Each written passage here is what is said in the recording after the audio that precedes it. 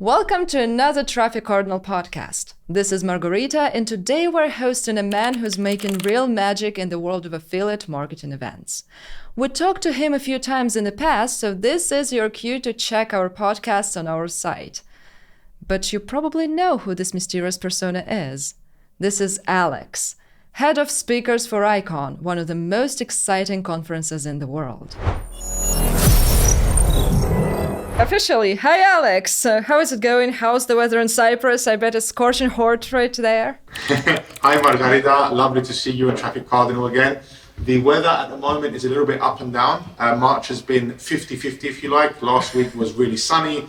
This week is so-so. I hear next week is going to be colder. So always March and April are a little bit up and down, but it's not a bad thing because from May, June onwards, the real summer starts. So we're catching summer just prior to i-CON. I see. So let's start from the beginning, talking business, Why did your company decide to arrange a conference in Limassol, not in Paphos and Larnaca, and not in Nicosia, for example, or someplace else entirely? Tell us about your main market and target audience, if possible. Yeah, sure. I mean, obviously Cyprus isn't the biggest islands in Europe, as you can imagine. Our hometown is in Paphos. We also have offices in Nicosia too. We picked Limassol. Why? Because it's considered one of the most trending cities at the moment in Cyprus. That's where the hustle and the bustle is. That's where all the activity is happening. And of course, our venue, which we hold i-CON at for the third time now running, the City of Dreams, which is the biggest casino resort in Europe, is also held in Limassol. So for these reasons alone was one of the main focal points to choose Limassol. Moreover, many of our partners are based in Limassol as well, so that's very, very handy for them and the convenience of them being able to attend i-CON. As far as the target audience, I would say our target audience or our markets are high-risk industries. i-CON originally started off with the dating industry mainly, and last year we noticed that different high-risk industries were showing interest in attending the conference. So this year we're really looking to scale that factor out there, and we're looking to become the high-risk conference, if you like. So we're going to have dating, iGaming, Forex, crypto, Nutra. So this is where we're kind of heading. Now the target audience themselves, what type of people we target would be business owners, C-levels, top management, and then of course anything from mid-level, senior level and junior level from affiliates and onwards. So you'll probably find the whole mix and match of attendance at i-CON. So you're kind of expanding in terms of verticals and niches, right? Yes, I mean, it happened without us necessarily chasing that, but over the years now it's becoming the third conference. It has scaled kind of in industries, scaled in people as well, and in reputation from what I'm understanding too. So yes, we want to continue this trend now. We want to make i-CON the next big thing when it comes to conferences. And we hope in the next year or so that we're going to be able to be up there with everyone else. So we're heading in the right direction, that's for sure. I see. So Island Conference, more commonly referred to as i-CON, as you previously said, is about to enroll in Cyprus for the third time already. I've heard excited comments myself claiming that i-CON is an exhilarating event that is expected to become one of the biggest conferences by European standards. Are the rumors true? What are your ambitions and what are your goals? You're making me blush a little bit now, so thank you for the kind words. I would say the rumors, I don't like to catch on to rumors. I'll start with our ambitions and our goals.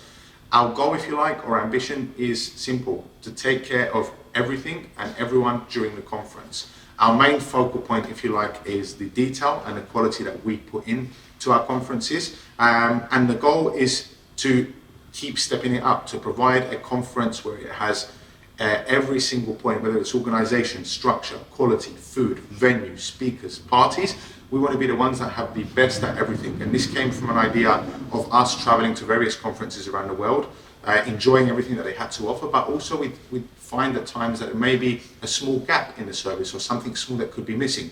Over the years, we then questioned and said, can we create the next conference that will fill literally every single gap that we may have missed in other conferences? And so far, so good. We started off the first year with a couple of small pointers to work on. Last year, we pretty much covered all of them points. And this year, we're going in just looking to be bigger and better than ever before. So yes, the bigger goal is to keep expanding and to be able to provide people a high quality conference that will cater, let's say, to the high-risk industries and hopefully to much more in the future. So you spoke about expansion, and are you planning to expand in terms of geos, like cover other locations, for example, like new geos, new cities, perhaps new countries? Yeah, I would say we want to attract, we've done very, very well so far coming into the third year of our conference and attracting different countries and different type of attendees.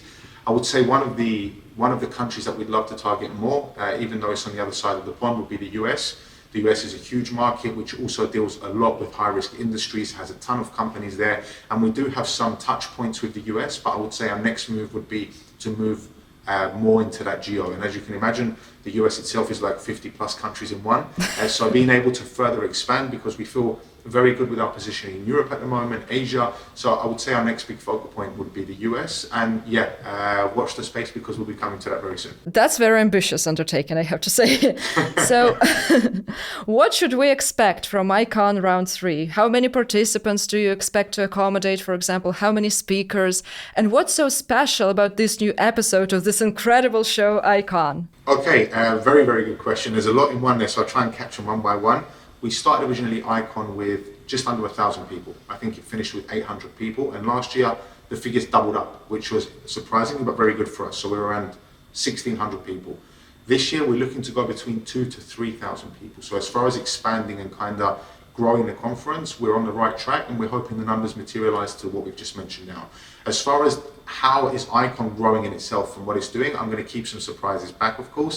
But one of the points is the expanded floor plan this time around. So we're moving out into different areas of the venue. We're offering more things and more surprises. Like I said, we have, as the head of speakers, we have a new speaker setup format. So where we would have had 2 or 3 stages previously, this year we're going to have a main stage. We're going to have different thematic zones which cater for, let's say, high-risk content, so iGaming, AI, dating, SEO, payments, fan sites, and much, much more.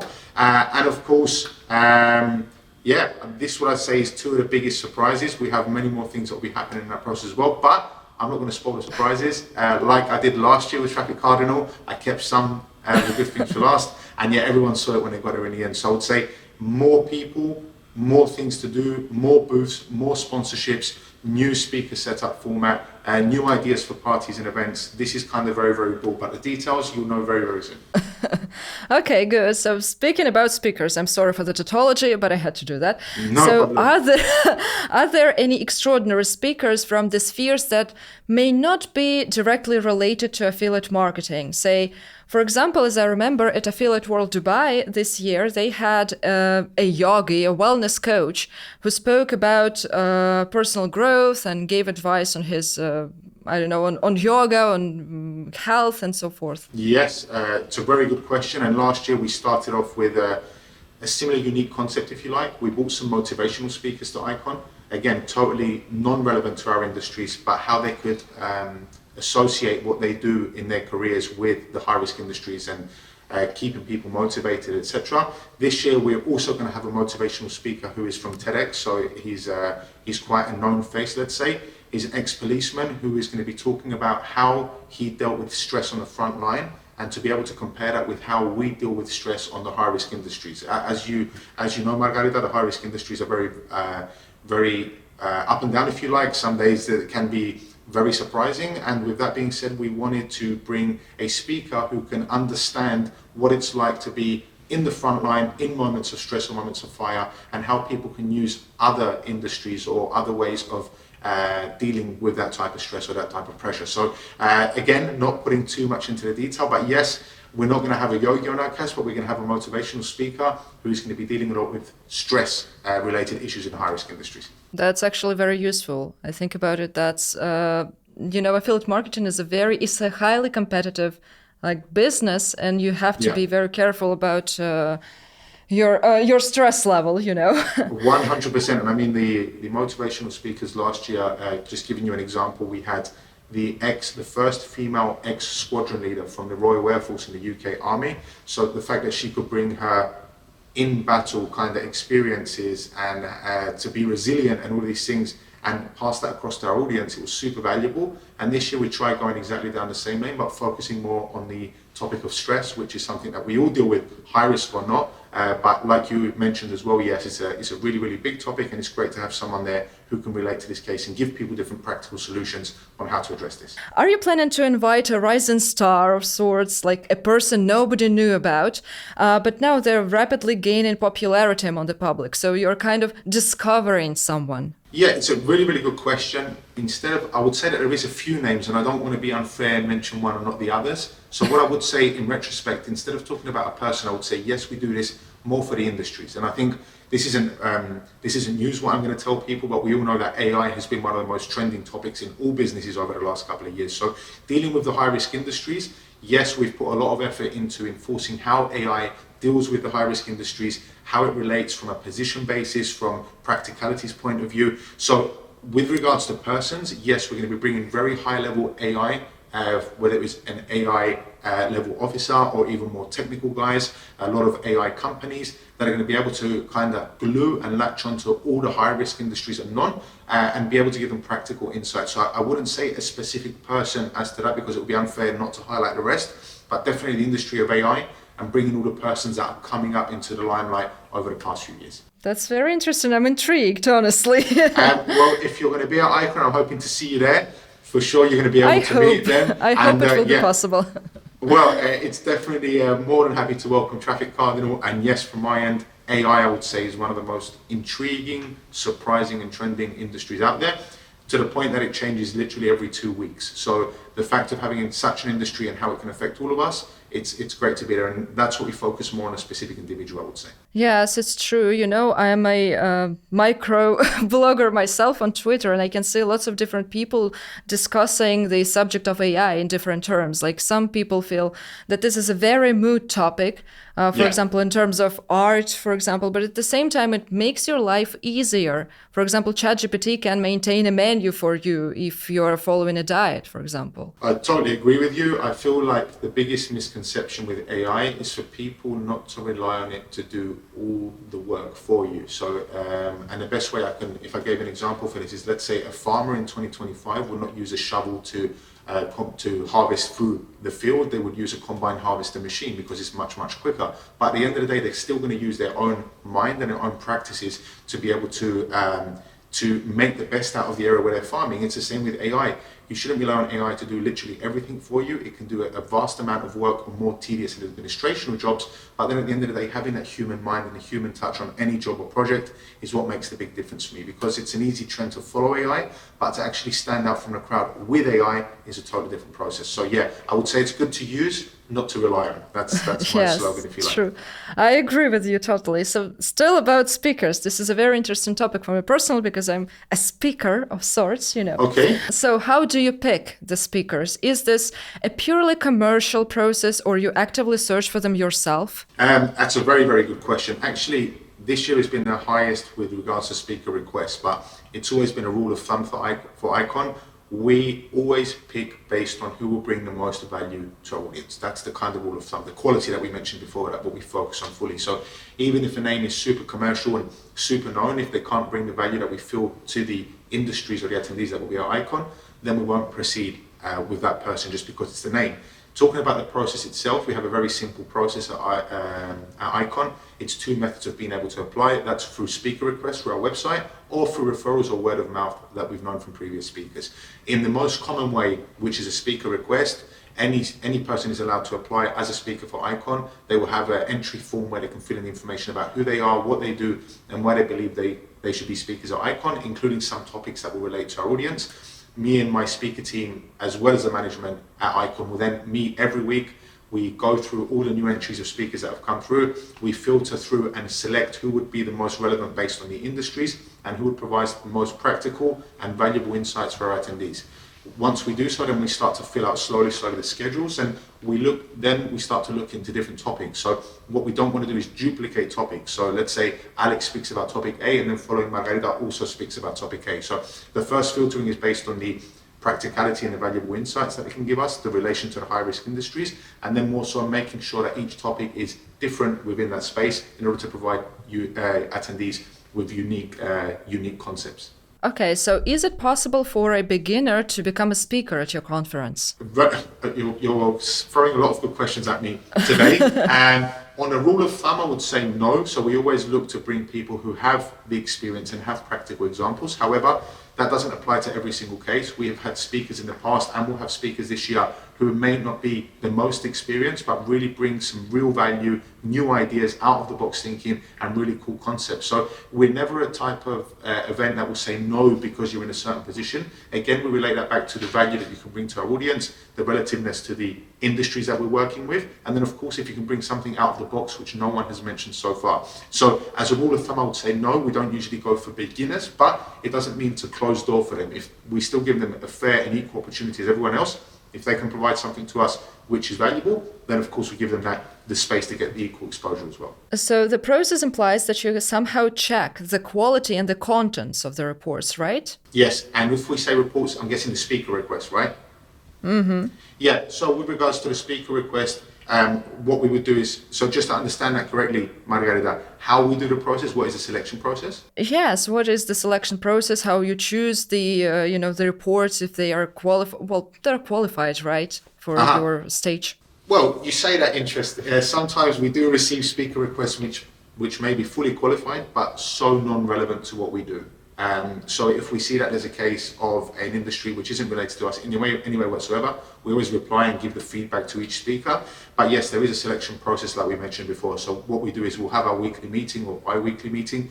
We'll look at all the new speaker requests, which companies they came from, which topics they recommended, what is their experience in industry, and we make the selections based on that. And this is pretty much what we've followed for the past 2 years. And this year has also been a great recipe for us because it's like a step-by-step process, similar to, let's say, an interview. You won't just interview someone and give them the job the next day. There is a process that goes behind that. The same happens with our speaker request. And equally, if we find that we can meet in the middle with someone, so let's say a speaker is close to a topic that we need, ticks all the boxes, but we need to do a little bit of a conversation or negotiating to meet in the middle as to the best topic or best way of providing insights to our audience, that usually happens, and then we usually do get past the line and are able to find an agreement with that speaker. So this would be how we mainly go about it. And of course, I'm sure as time goes along, we'll find even better ways of optimizing or better improving this process too. Okay, so this process implies that you denied speakers in the past. Yes, unfortunately.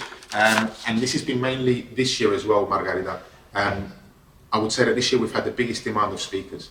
And as a head of speakers, I hate saying no to people. I wish I could give everyone a position within the company, but within the event, excuse me. However, the problem is that you only have so many slots, so many industries, and so many topics that you can cater for. So the harsh reality is that yes, unfortunately, we cannot cater for everyone, but we always leave the door open for the next year. So even most recently, we've had some very valuable speakers show interest to speak at our conference, but many of the slots are full at the moment. So what we're doing is we're already pre-planning on how we can make it happen in next year's event or any future conferences that we will have. Because if someone can bring any value to our audience and we can give them the equal exposure, then it's a no-brainer for me to scratch each other's back and give them that opportunity. And sometimes I also, like you mentioned, the affiliate beginners or someone who's new to the game, we always like to give sometimes the underdog the opportunity to prove themselves. If they're really showing that value and the hunger to come in and speak and give us what we need and we can give them the exposure equally, then yeah, of course it's a no-brainer. So we like to keep the doors open for all. But coming back to your question, yes, unfortunately through this process you do have to say some no's as well. And can you explain the reasons why you rejected people, if it's not a secret, of course? Yeah, I would say it's mainly, we've never had any really like bad or like extreme cases. It's very much a straightforward procedure where someone will apply, and due to the fact of maybe not being able to meet us in the middle for the topic or not being related to the high risk industries, not having any type of experience whatsoever would be some of the main reasons of why we may reject them. But I would say the most is the non-relation to our industries. That is where or someone may be related to one or two industries in the high risk, but not to more. So someone who has more broad knowledge of all the high risk industries might get a better opportunity. Again, I don't have a specific answer, but yes, we do have let's say a process behind this, and we do have a reasons of accepting and rejecting. And mainly, unfortunately, I wish to give you like really extreme cases as to what it could be, but it's very simple things like, again, saying not being so connected to the dots and being able to give our audience the best quality that is out there. I understand, thank you. Now on to the next subject, finally. No speakers anymore. Go ahead, no problem. Okay, so fairly speaking, a standard affiliate conference is an amalgamation of car, women, and booths, right? Yes. In your opinion, what is the best way to stand out from the crowd? Very good question, yes.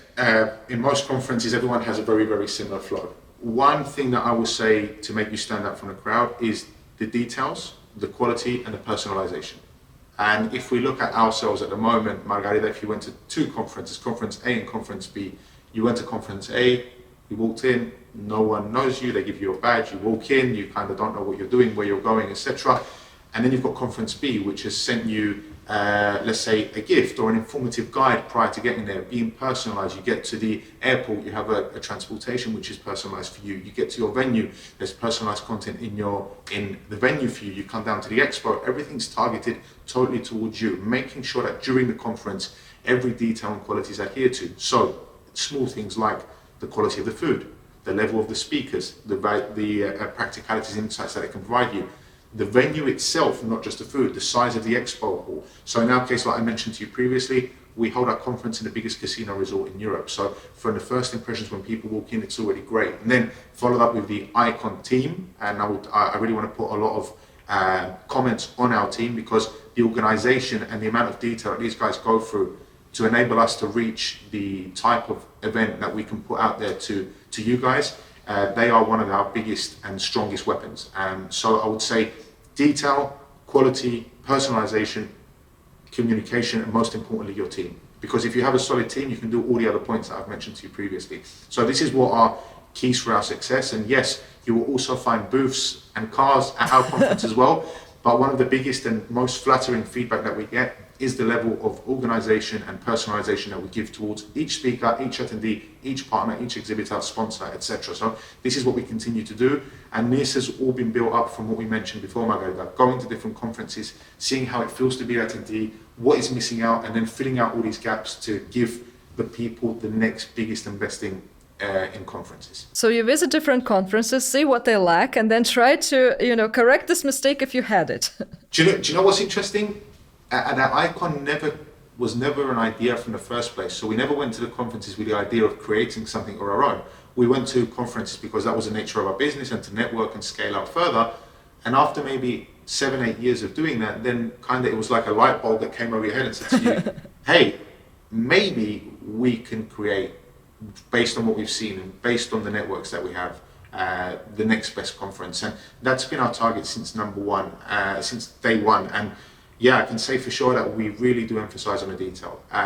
Even looking at hotels, the difference of a 4-star and a 5-star hotel is the minor details there. And that's exactly what we do. We want to be the best 5-star conference that people can go to. And so far, and how we've progressed coming into the third conference right now, we're heading totally in that direction. And this is not from my opinion, this is from the feedback that we're getting from the outside world. So we will continue to do that. We will always continue to improve and better ourselves in our practices and processes, because there's never a touch point where you get to and you say, okay, that's enough now. You always need to kind of look at better and improving yourself. And again, I'll bring that back to our team. Without our team, we wouldn't, the driving force behind everything you see at i-CON, these are the guys that really put the effort in, the time, and for everything to happen and materialize, like I've mentioned to you before. So these, I would say, some of the key concepts of making the next best affiliate conference or standing out from a crowd, if you like. And you have to keep the bar very high with all those conferences around. To be honest with you, it's not an easy task to be at that level.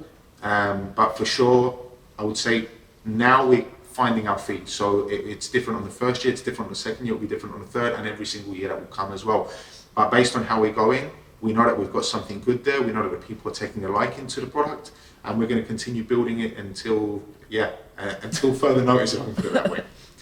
Actually, you answered my next question about competition that is growing, and you said that you keep up thanks to your company, thanks to your team as well, yeah, for sure. And the personalization and so forth.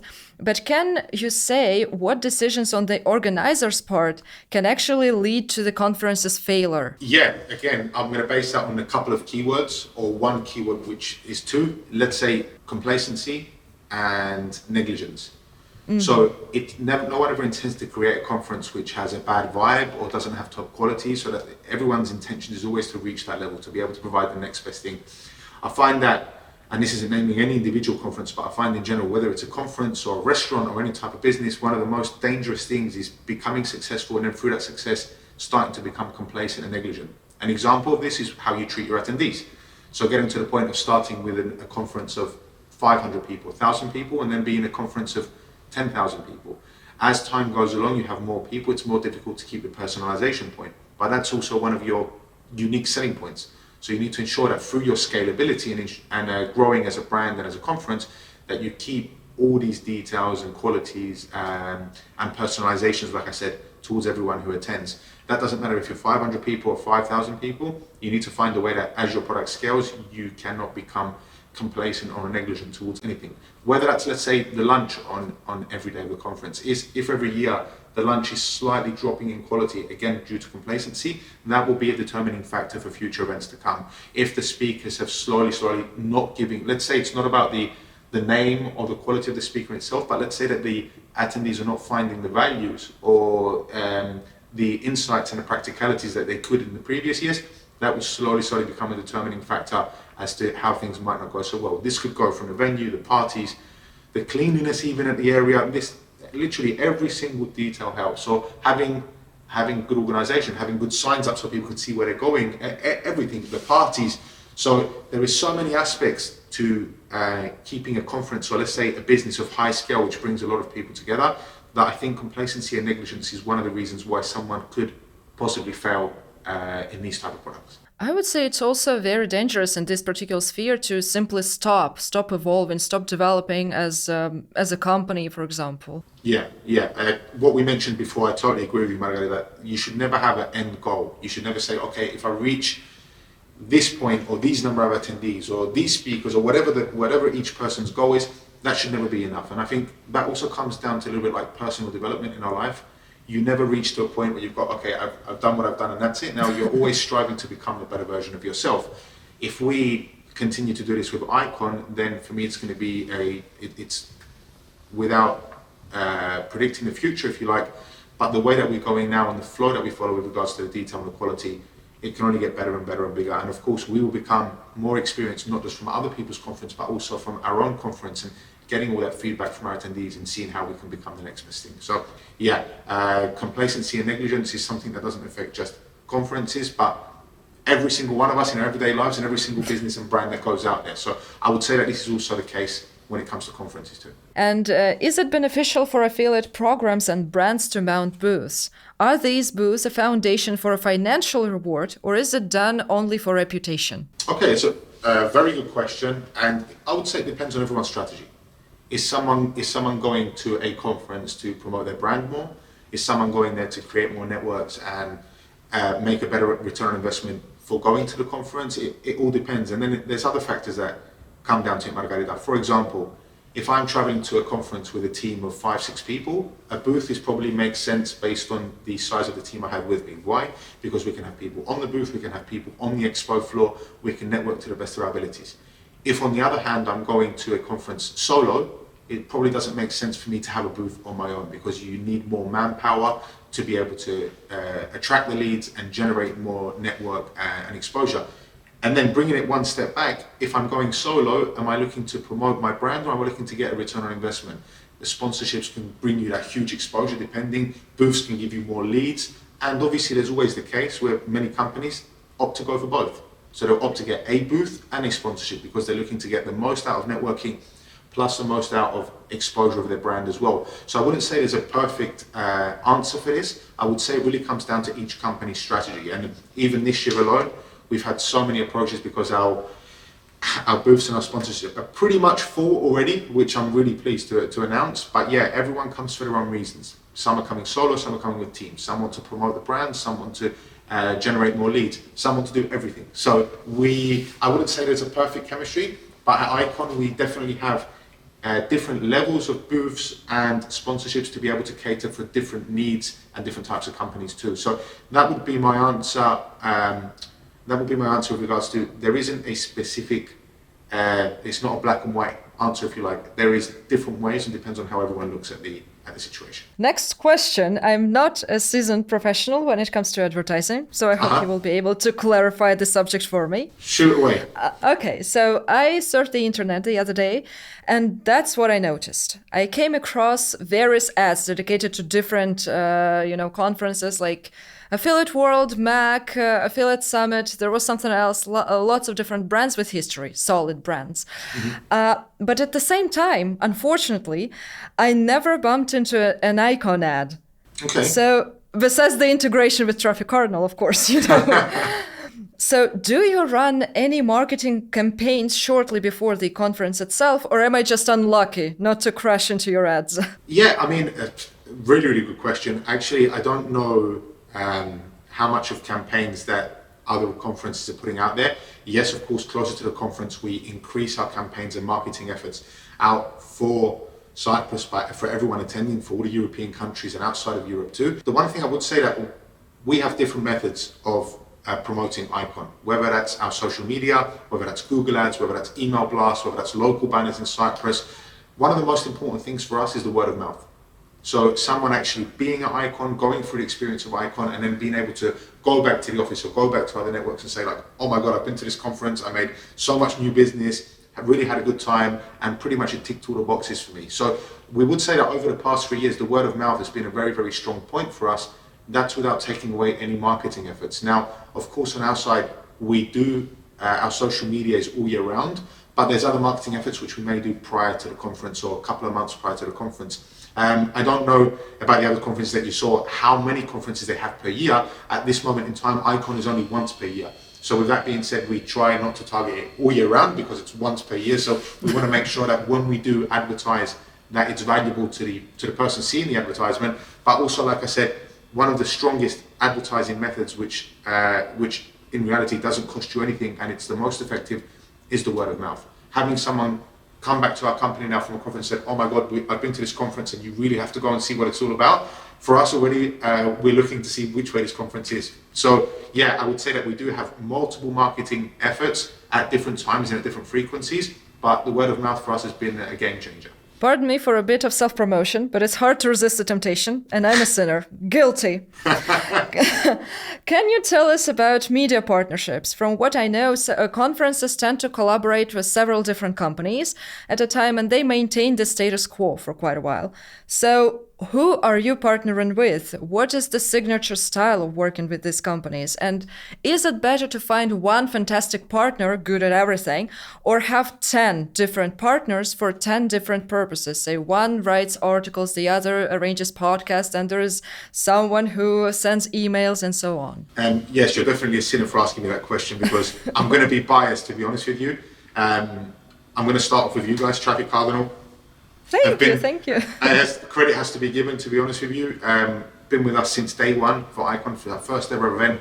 The way that you've promoted our conference and that we scratch each other's back, if you like, is a no-brainer. This relationship has built over the last 3 years and we continue to do so as we are talking today as well. So I would say that yes, from a personal level, my favourites would be Traffic Cardinal by far. And then, yeah, of course, we do have other media partners. Our approach is more of a sniper approach than a shotgun approach, Margarita. So instead of looking for as many media partners as possible, just to say we're with all these media partners, we'd rather find more targeted media partners, like in your guys' case, who can cater for the industries, who can network in the right place to the right people at the right times. So yeah, we definitely follow a more selective approach than more of a grab anyone that you can and bring them to the conference style. I would say another couple of names is AF Events, Payout Magazine, of course Traffic Cardinal, and we have some others too that we work with, but I don't want to sit and go through the list of them all individually. But yeah, coming back to the Sinner point of view, yes, even though I love all of our media partners, Traffic Cardinal, on my personal opinion, has been my favorite so far. And I'm hoping that we continue to keep doing this and doing this over our events as we go along. Thank you so much. Now it's me blushing, you know. We make each other blush, so it's okay. Yes, take turns. So you spoke about maintaining the bar high, you know, the quality, that you cater to everyone's needs. And how do you work with the feedback you receive? Where do the guests leave their comments and how do you proceed with these comments? I think in any job that you do, not just conferences, but anything that you do, it's always great to hear the good things that you do, but to become better and improve yourself, the constructive feedback, as long as it's valid and there's a pattern of it, that's what's really going to step your game up, if you like. I'll use an example of this from our first ever conference. When we first ever created i-CON in 2023, I don't want to say put a lot of reliance, but we expected that Limassol would have the transportation needs and methods to accommodate for the attendees. And the way of bringing the feedback to us is again through word of mouth or personal touch, and most importantly, our surveys that we have on our website and that get sent to our attendees post-conference. So one great example of this was the transportation. So in the first year at i-CON, many of our attendees come back and said to us that we would have hoped there would be better transportation to and from the airports, from the parties to the venues, and in general, to be able to have someone there who they could rely on better than I would say the local taxi services. So this was one of the feedbacks that for us really stood out to me personally and the rest of the team at i-CON, and we made a super big effort to fix this on last year's event. So last year we organised our own shuttle buses, our own services, our own transportation methods for our speakers, for our attendees, for partners, and this ranged from anything from the airports to the venues, from the venues to the airports, from the expo to different hotels that we partner with and vice versa, and then from the venue to the parties and back. So by doing so, we were able to cover from the minute a person steps into Cyprus through the airport, all the way until they return back to the airport, being able to accommodate within the lines of i-CON any type of transportation means for them. At the end of 2024's event, we didn't have any negative feedback for the transportation. So with that being said, yes, it's really nice to hear the good feedback, but the constructive feedback and your attendees' thoughts is really, really important to, like I said, keep bringing that quality, keep becoming the better and best thing. And just to throw the cherry on the icing, this year's transportation is on another level. But again, you have to see it to believe it.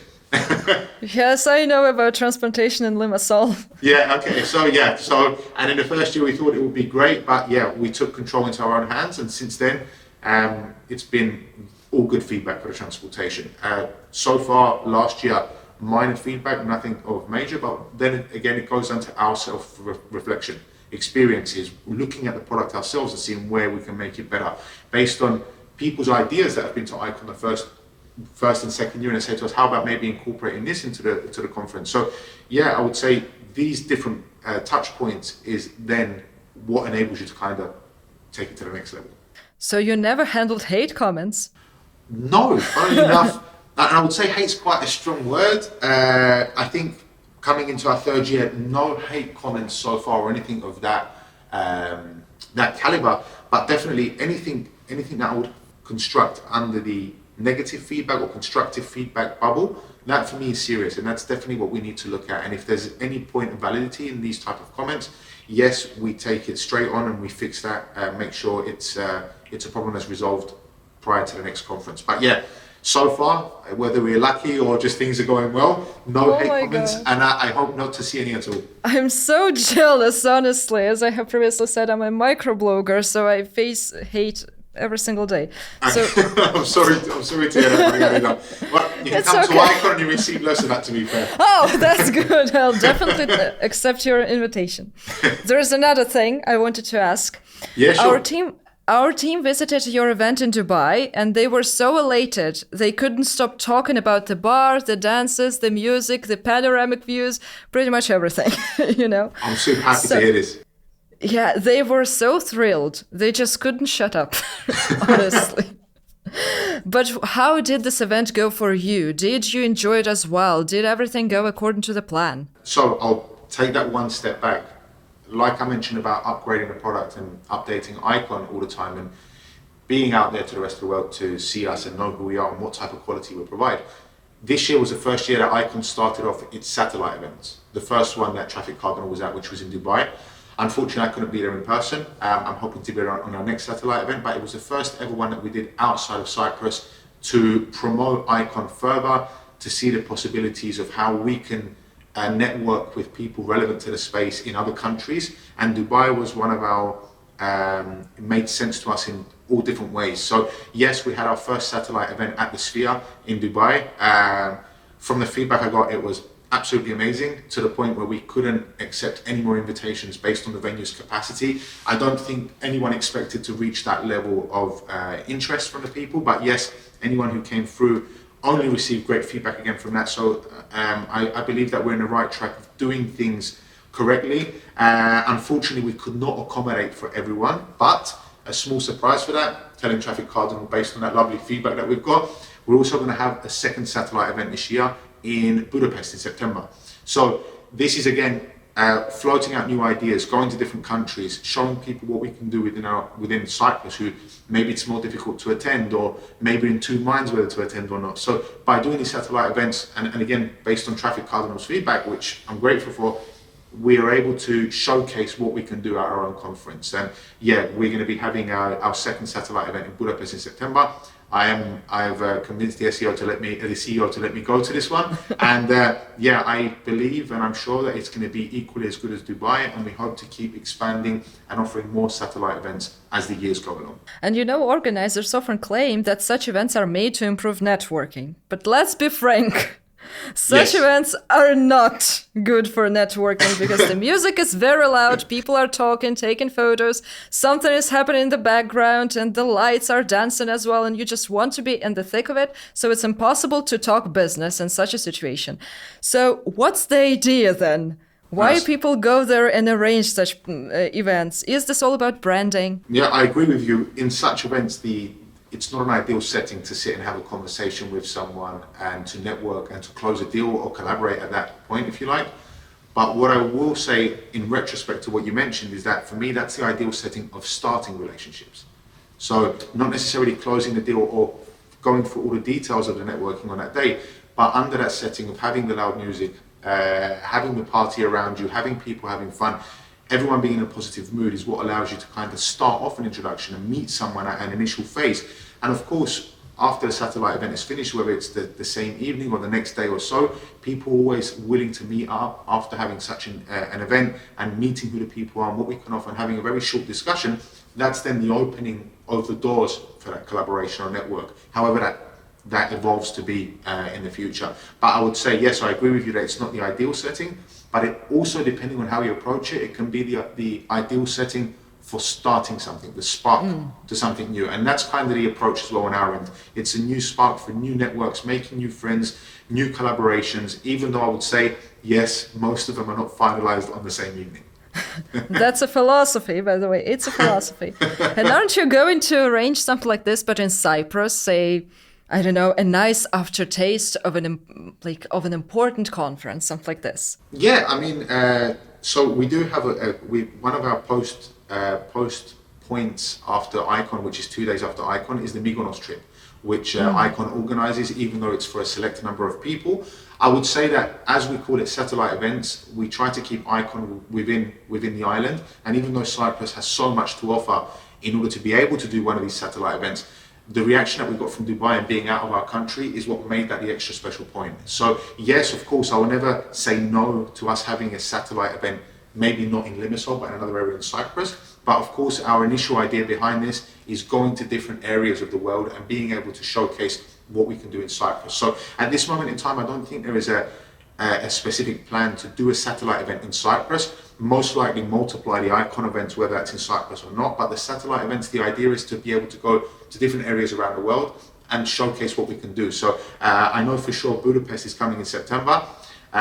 What the plans hold from there onwards, I'll be able to tell you in a couple of months. But yeah, the idea of the satellite is to keep that outside of Cyprus and keep i-CON within Cyprus. How that changes and evolves over the next coming months, who knows? But yeah, that's the whole idea behind it. Actually, there is some kind of educational point in it, showcasing the possibilities and the world as well. Yeah, 100%, 100%. And for us, we have a very open mind as far as i-CON goes. We're not. This is why I say I don't know what will happen in the coming months, because we're always open to ideas. We're always looking for the next best and better thing. So we don't know what that is, whether that means then doing a satellite event in Cyprus or bringing i-CON to a different country or doing a combination of both at different times of the year.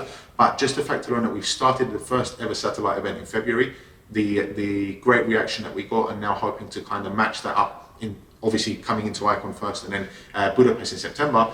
If we get the 3 tick boxes for these events, then it's only a matter of time until that all increases, whether that's the main conference or the satellite events that happen around i-CON. Here's my final question. You know, Go the ahead. last but not the least. Go ahead. Are you expecting any sort of change in the business? Because I've heard talks about tougher stances and stricter regulations. People are also talking about total transition towards white hat. And so from what I remember, you presented several companies in the dating niche as well. And Cyprus is known to be a perfect hub for the iGaming niche.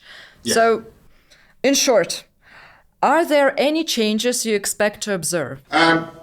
Closing off with another really good question. To be honest with you, having experience in the high risk industries, there has always been, there is now, and will always be these type of, let's say, volatilities. And that isn't just in iGaming or the dating niche, that is anything that falls under the high risk industries. From us, we're not intending to change anything based on how regulations or rules or things change within industries. What we're trying to do is give the audience the most versatile and most holistic look onto how these policies and changes are affecting our industries. Not for us to have to change our ways because of these policies, it's how we better adjust around that. So, and in the case of white hat that you mentioned before, the reality is in that high risk industries, everyone is trying to move closer towards white hat practices, which I agree with, by the way. Let's take an example, the Visa and MasterCard policies, which are coming up now, which affect high risk industries a lot. It's not the concept of trying to work around these new valid policies, it's how I continue to establish and grow my brand around these new policies that come up.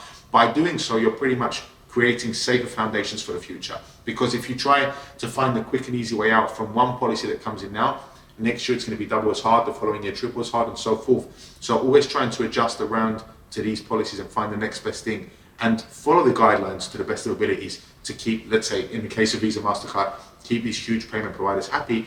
That's a no-brainer, but that also automatically brings the more stigmatized or high-risk industries more into a white hat world because of all these different systems and policies that are being placed around it. And being truthfully honest, I think this is something that has always been done, but it's always needed in order to show that, we will make any efforts possible. Anyone in a high risk is willing to adjust to find what's the best way and the most cleanest practice moving forward for any user.